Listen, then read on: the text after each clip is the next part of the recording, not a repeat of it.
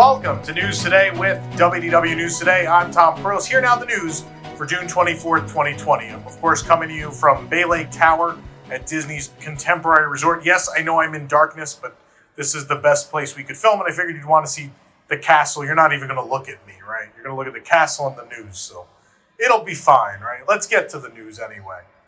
Reservations for the first days of the reopening at Disney's Hollywood Studios have been booked up through July 18th, just days after the Park Pass system became fully functional after a string of errors in the AM hours. As early as 2:15 p.m. on the day reservations opened, July 15th was fully booked by Disney Resort guests. This, of course, is Disney's Hollywood Studios' official reopening day, along with Epcot. As the day progressed, July 16th, 17th, and as days progressed, even July 18th were fully booked, with only the other three parks offering reservations. Of course, cancellations can occur, opening up additional booking windows in the future, but for now, those dates are fully unavailable at Hollywood Studios. That is, of course, unless a portion of reservation slots have been saved for two upcoming reservation access days for pass holders and general ticket holders. Reservations for the first phase of reopenings at Animal Kingdom are fully booked as well, but just for July 14th, a full day after the park system went live, that was fully booked. As of June 23rd, July 14th has been fully booked by resort guests at least, and will not the first day that Animal Kingdom reopens, since the park reopens the same day as the Magic Kingdom on July 11th. It may just be that some guests are following up a Magic Kingdom Day or Magic Kingdom Days with a day at Animal Kingdom. Annual pass holders are already dreading June 26th, which is when they'll be able to make 3 allotted theme park reservations. However, Disney has confirmed that additional reservation slots will be released for annual pass holders. Of course, that doesn't mean anything, but they said it at least, right? This confirmation comes to us by the way of Scott Gustin on Twitter, who reached out to Disney after seeing that Animal Kingdom was already full on the 14th of July, and no reservation slots remained at Hollywood Studios for several days, like we just mentioned. While those dates are still unavailable for resort guests on Friday, supposedly additional spots on those days will open for annual pass holders. Walt Disney World Resort bookings for 2021 are now on sale. Packages were expected to go live at 10 a.m. this morning. For guests who currently have a room-only reservation at a Disney resort or other select hotel stay for 2021, you can call the Disney Reservation Center or call your travel professional starting tomorrow, June 24th, to upgrade to a vacation package with tickets, and then make your theme park reservations via the Disney Park Pass system. Existing ticket holders can make reservations starting June 28th, and park reservations will be available through September 26th of 2021 based on your resort stay and ticket eligibility or ticket eligibility window. The official Walt Disney World website has released a list of eateries that will be available within the parks when the phased reopenings begin next month. The list includes kiosks, quick service restaurants, and table service locations distributed across all 4 theme parks that begin reopening on July 11th. The locations are at the Magic Kingdom, Aloha Isle, Anti-Gravity's Galactic Goodies, Be Our Guest Restaurant, Cosmic Rays, the Joffrey's Coffee and Tea Company, Jungle Navigation Company Limited Skipper Canteen, Liberty Square Market, Liberty Tree Tavern, the Main Street Bakery, Pecos Bills, Pinocchio Village Haas, the Plaza, Sleepy Hollow, Storybook Treats, the Sunshine Tree Terrace, Tony's, of course. It's great that Tony's will be open. Everyone's rushing there. Animal Kingdom will reopen on July 11th with the infamous Anandapur ice cream truck, Creature Comforts, the Dawa Bar, Dino Bite Snacks, Flame Tree Barbecue, Harambe Fruit Market, the Isle of Java, Joffrey's location there, Mr. Kamal's, Nomad Lounge, Pangu Pangu, Rainforest Cafe, Restaurantosaurus, Satuli Canteen, Tamu Tamu Refreshments, the Thirsty River Bar, Tiffin's, the Trilobites, Yak and Yeti, both the counter service and table service.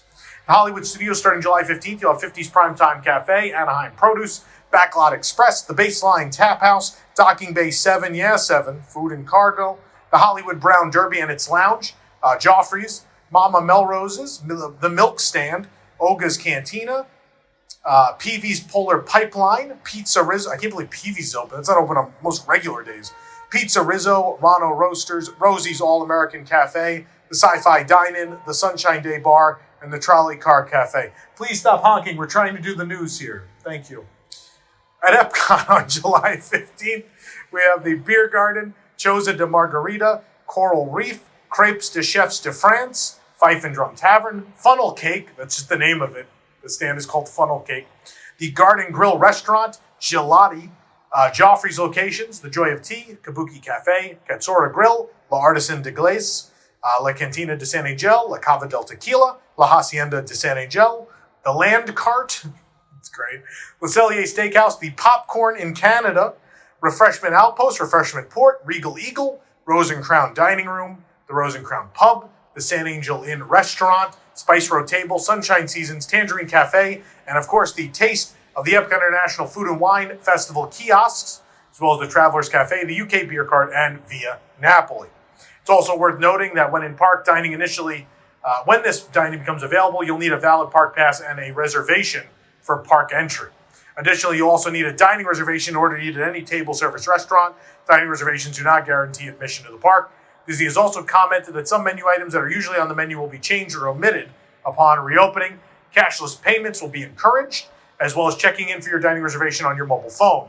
We also have a list of theme park restaurants that will have major changes when the parks reopen next month. You can read that on our website. Among those changes, Skipper Canteen getting rid of the shumai and the shiriki noodle salad, which I'm really, really sad about. For that full list, again, go to WDWNT.com. If you're among the lucky guests who managed to snag a reservation in the Magic Kingdom in the coming weeks, you may find that dining options, like we just said, will be a little different. Be Our Guest restaurant located in New Fantasyland will be reopening, but with slight modifications to usual service. Upon reopening, the restaurant's popular fast casual breakfast and lunch service will be discontinued. Service relied on handheld Enchanted Rose pagers, which may be an issue due to how contact heavy they are. Additionally, breakfast and lunch offered an open beverage bar with self-serve drinks, utensils, and more. Moving forward, the restaurant will only offer table service at lunch and dinner with a pricey fixed menu available at both. The cost of both lunch and dinner will now be $62 for adults and $37 for children, tax and gratuity not included. You can view the full menu for lunch and dinner on our website. That is quite the change. Select resorts across Walt Disney World have reopened, as you can see by where we're standing. And with that comes a return of Disney's Magical Express service, transporting guests from Orlando International Airport to their Disney Resort Hotel upon arrival and for return service as well. The resort airline check-in service, however, is currently not available for guests, but that will resume on July 12th. A new notice placed inside current guest rooms states that the service is suspended until that date.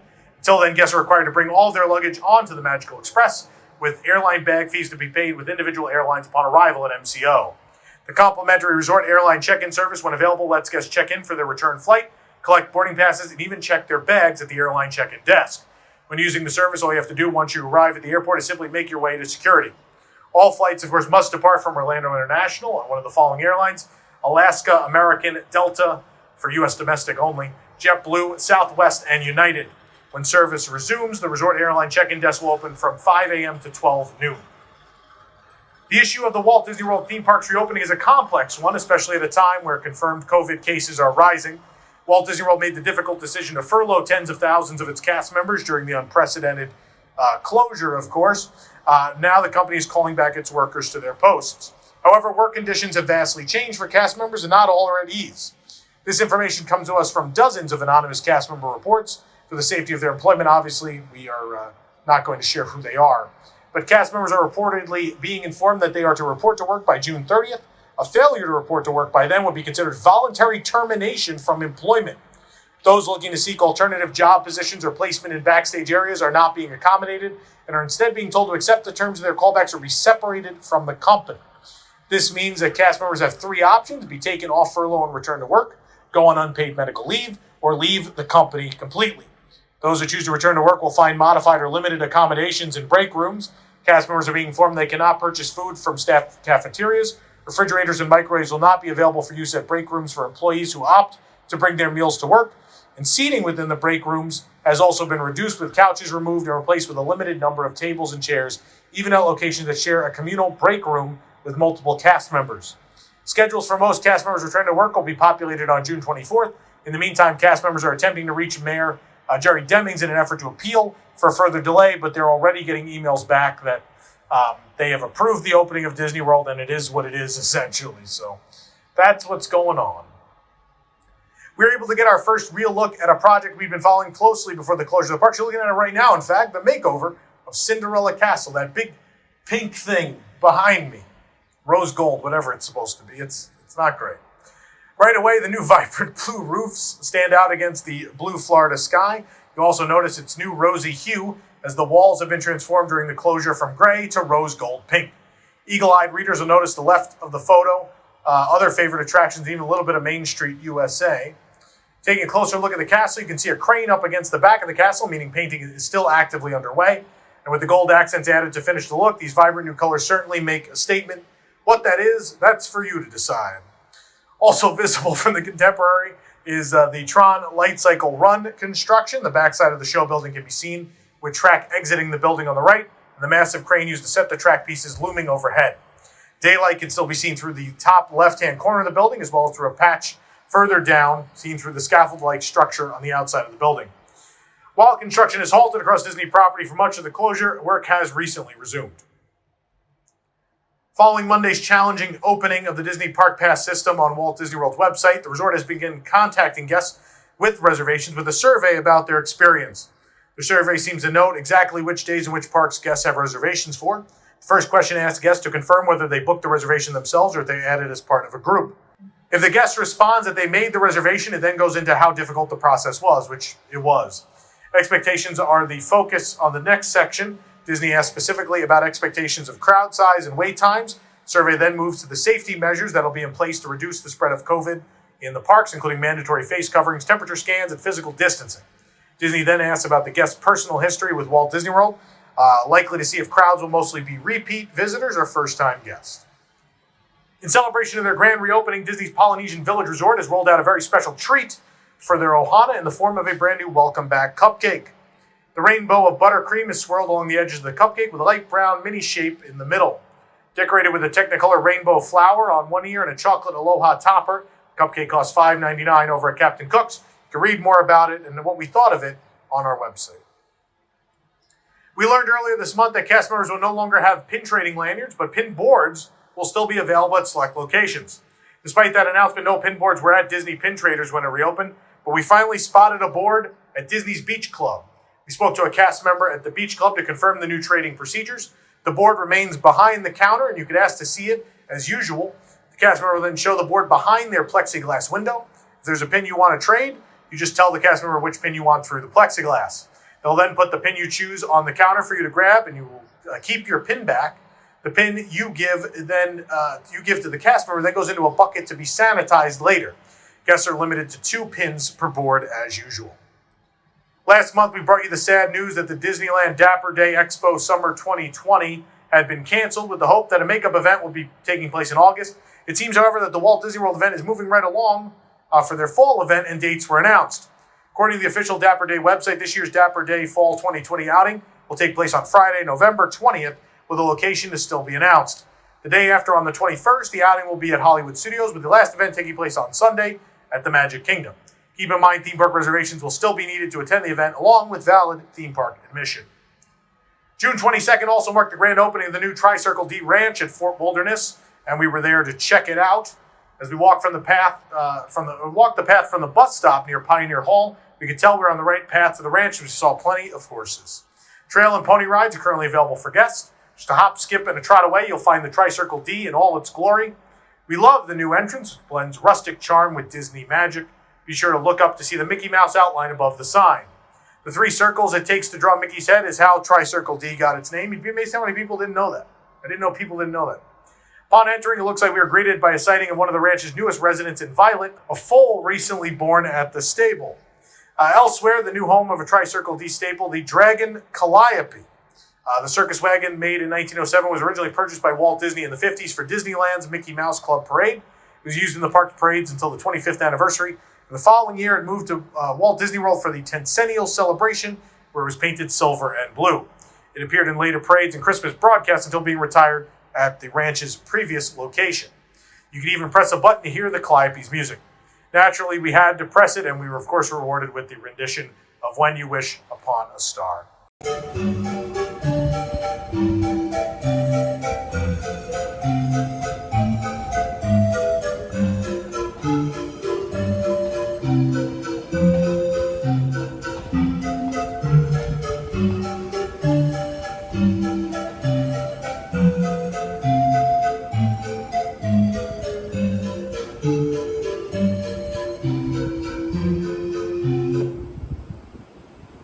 With larger stalls and a new home twice the size of the original barn, those sure do look like the happiest horses on earth.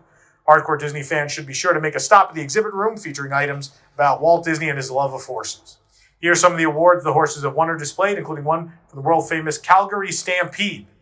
And, of course, our own Pete Carney decided to saddle up as well. He had a trail ride. Although recent reports surfaced that the resort had been canceled, with visible signs that construction had been abandoned at the site, we set out to check on the area set up for the Reflections Resort, the former River Country site at Fort Wilderness.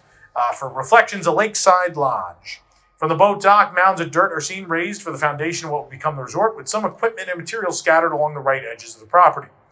The whole area of the beach had been fenced off ahead of construction, and despite some machinery at the site, things have been quiet on this side of the resort. The 900-room Disney Vacation Club Resort property is slated for completion by 2022. Of course, there are rumors that the project has been canceled. We don't really know what's happening just yet. Although it has been confirmed that Epcot will be reopening to guests on July 15th, many details about the park's operations have yet to be revealed, particularly around World Showcase. One piece of news we're glad to hear comes from Carol Stein, fondly known as the Piano Lady, who infamously plays within the Rose and Crown pub of the UK Pavilion. Mrs. Stein has shared with excited guests that she will be returning to perform when the park reopens. This is great news to hear, as it confirms that live entertainment will still be present all around Epcot. Disney Springs has announced the upcoming edition of Everglazed Donuts and Cold Brew coming to Disney Springs. Location details and a launch date have yet to be revealed, but we're excited to have another coffee and pastry outlet at the Springs. The new location has its own website, but for now, it's just a coming soon page. We don't know what this is. We have no idea. But Everglazed Donuts is coming. Ahead of the July 17th Disneyland Resort theme park reopenings, officials have begun calling in cast members back to work for start dates as early as June 28th. Cast member union leaders were apparently shocked at the recall. Unions have been pushing back against what is considered an early reopening of the theme parks, given the sudden increase, especially in Los Angeles. Despite attempts to reach California Governor Gavin Newsom demanding that the theme parks not open as planned, it appears Disneyland is moving full steam ahead. As with Walt Disney World Resort, we expect even more cast members to be called back the closer we get to the reopening. Disneyland Resort has released a new Know Before You Go announcement regarding the opening of Downtown Disney District on July 9th. Reopenings will begin on July 9th in line with the state's reopening guidelines. A variety of shopping and dining experiences during the initial phase will be included, along with the flagship World of Disney store. Guidelines from health authorities and government agencies will be followed, as well as applying learnings from the phased reopening of Disney Springs in Florida. With the health of guests and cast members at the forefront of planning, several operational changes will be implemented based on those guidelines. During the initial reopening phase, Downtown Disney will have a capacity measure in place, as well as limitations on parking and operating hours. Guests will be directed to self-park at the Symbol Lot on Disneyland Drive and Catella Avenue, and are asked to please follow signs for clearly defined entrances and exits. In addition, Downtown Disney will be open from 10 a.m. to 8 p.m. daily. Individual location hours may vary. Disneyland Paris has finally announced it will be reopening on July 15th with strict health and safety measures in place. As part of the resort's ongoing efforts to ensure guests and cast members' safety during the pandemic, a very limited capacity of 12,000 guests per park, both at Disneyland and Walt Disney Studios, will be implemented. As a result of this, Disneyland Paris has issued details on a new park reservation system for guests to ensure capacity is kept low and nobody is left disappointed. First of all, it is important to note that guests already in possession of dated tickets or admission-inclusive resort packages bought from Disneyland Paris will not need to reserve their park entry. If you have one of these things, your park entry is guaranteed. If you bought your tickets from a third-party provider, it is advisable to seek guidance from them directly. However, guests who have open, non-dated tickets and annual pass holders are going to need to use the new online reservation system. This is set to go live in July on the Disneyland Paris website. There's currently no information on how long the system will be utilized. You may remember that back in April, performers of the Jungle Book Jive shared publicly via social media that the show would not be going on. But now Disneyland Paris has contradicted that. They said it is coming back. Yeah, so the festival was originally set to take place at Disneyland Paris from June 20th through September 13th. It has been confirmed that the shows will not open immediately on July 15th, but an exact date has not been given as to when they will. It's also been announced that the theaters which house these shows will be reconfigured in advance in order to allow proper social distancing among guests. Although Jungle Book Jive is not usually presented in a stadium venue, but reportedly it might get moved to Lights Motors Action out there in Paris, so it should be interesting. At last, the third Disney park to reopen, the Tokyo Disney Resort, has finally announced they will return on July 1st, 2020. Closed since February 29th, the two parks will reopen to guests under severely limited capacity with the following restrictions in place. Masks must be worn at all times. Temperature checks will be in place at park entrances, and guests with a temperature above 37.5 degrees Celsius will not be admitted. Parks will be open from 8 a.m. to 8 p.m. until further notice. A lottery will be set up to allocate a portion of park admission to guests holding annual passports during the period when APs cannot be used for admission. Details will be announced on the Tokyo Disney Resort official website as soon as they're determined.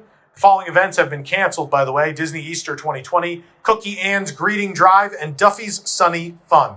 Xperi, the shopping center, akin to Disney Springs, has been open since June 1st. And as well, to purchase tickets, you can visit the official TDR site starting Thursday, June 25th. With their reopening, there's a few caveats in Tokyo, namely some offerings will remain closed. The Oriental Land Company released a list of attraction shops and restaurants that will not be reopening with the park. Some of our favorites tragically seem to be remaining closed. This includes 20,000 Leagues Under the Sea, which might be the best dark ride ever built at any park ever. Fast Pass and Single Rider will also be suspended. Also, Disney Character will greet guests from socially distanced locations, similar to other Disney parks around the world. And it seems that a pretty significant portion of both parks, particularly Tokyo Disneyland, will be down until further notice. We can only hope that operations are slowly able to return to normal at the parks, but until then, you'll have to do your best to stay safe while visiting. For a full list of these changes, visit WDWNT.com. It seems that some parts of the resort are returning to business sooner than the July 1st opening. Starting June 25th, Bon Voyage, the park goods store outside of Tokyo Disneyland, will reopen to guests. Bon Voyage will be open from 11 to 5 daily through June 30th, except on June 27th when it will be closed. After the parks reopen on July 1st, the store will be open from 8 to 8, just like the theme parks. Guests must make a reservation to visit the store and for up to 2 people per booking, only in Tokyo.